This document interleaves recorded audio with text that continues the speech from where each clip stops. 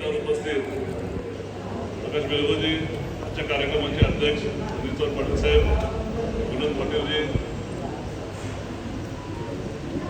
आनंद लाड sir,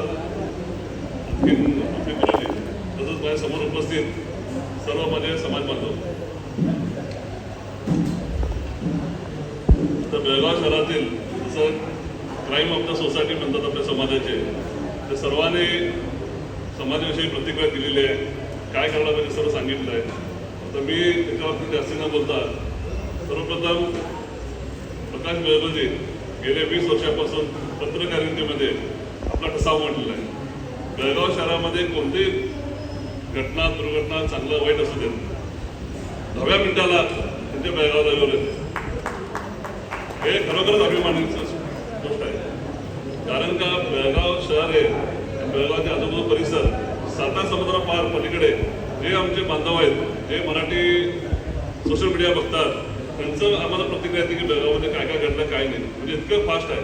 आजचं जग हे सोशल मीडियाच्या माध्यमातून खूप पुढे गेलं आहे. त्याच माध्यमाचा दृष्टिकोन ठेवून आपण देखील आपली समाजाची कशी वाटचाल करता येते त्याचं एक अनुसरण करून आम्ही एक पुस्तका व आचारसंहिता म्हटलं हरकत नाही एक निर्माण केले.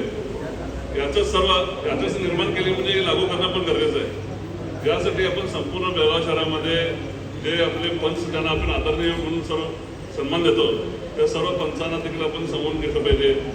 आपल्या समाजातील काही, जसं रमाकांत दादा बोलले की जे आपल्या युवतींवरती जे अत्याचार होतात, त्यावेळेला आपण समाजाचे काही प्रमुख जर एकत्रित बसून त्याच्यावर चिंतन केलं गरजेचं आहे. आणि प्रत्येक वेळेला असं घडलं म्हणजे त्यांना बोलवून त्या ठिकाणी त्याचा निर्णय घेणं गरजेचं आहे. जर आम्ही त्या समाजाच्या पाठीशी उभारलो तरच बाकी आपल्या समाजातील अनेक बाकीचे जे आपले बांधव आहेत ते देखील आपल्या द्यायला सुरू होतील. का म्हणजे बेळगावच्या वातावरणामध्ये जर दुःखाच्या घटनेमध्ये आम्ही त्याच्या पाठीमागे उभारलो तरच सगळं येणार आमच्याकडे. सुख के सब साथी आहे, दुःख का कोणी नाही. त्याप्रमाणे आपण प्रत्येकाच्या पाठीमागे उभारून चांगलं कार्य करूया. आणखीन प्रकाश बेळगोजींना पुढील वाटचालीसाठी शुभेच्छा देतो. इथं संपवते.